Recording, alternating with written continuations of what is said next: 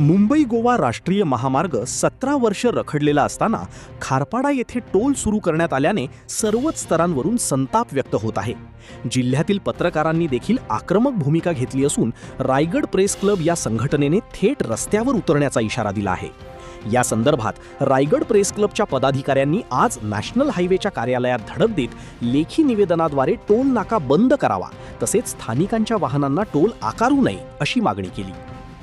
Raigad press क्लबने गेले सातत्यानं 17 वर्ष या रस्ता व्हावा यासाठी आंदोलनं केली होती आणि हा रस्ता जवळपास पूर्णत्वास आलेला आहे. परंतु अनेक ठिकाणी हा रस्ता अजून बाकी असताना सुद्धा संबंधित शासनाने या ठिकाणी जो टोल वसुली सुरू केलेली आहे ती जुलमी आहे आणि अन्यायकारक आहे.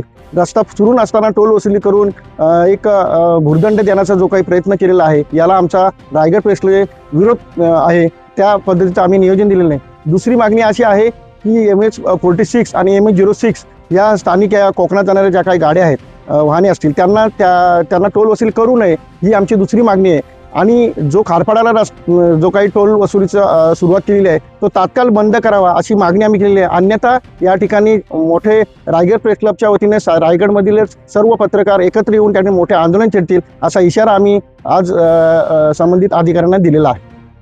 आज प्रेस क्लबच्या वतीने महाराष्ट्र रस्ते मंडळाला निवेदन देण्यात आलं आहे की आता जो टोल नाका सुरू केलेला आहे ती घाईघाईमध्ये त्यामुळे आज एवढी वर्ष जो रखडलेला रस्ता झाल्यानंतर सुद्धा अजून काही रस्ता बाकी आहे आणि या टोलमुळे लोकांवरती अन्याय होतोय. जिथपर्यंत पूर्ण रस्ता हा होत नाही तिथपर्यंत टोल घेऊ नये, अन्यथा प्रेस क्लबच्या माध्यमातून इथं आंदोलन करण्यात येणार आहे. एवढी वर्ष आज सातत्याने देशमुख साहेबांच्या मार्गदर्शनाखाली सगळ्या प्रेस क्लबवाले पत्रकारांनी आम्ही आंदोलनं केली की रस्ता व्हावा. आता रस्ता होतोय किंवा थोडासा बाकी आहे तरी या टोलची घाई केलेली आहे. आम्ही याचा निषेध नोंदवतो आणि लवकरच जर टोल जिथपर्यंत रस्ता पूर्ण होत नाही तिथपर्यंत टोल चालूच ठेवला तर आम्ही मोठं आंदोलन करू असं आम्ही या ठिकाणी निवेदनात सांगितलेलं आहे.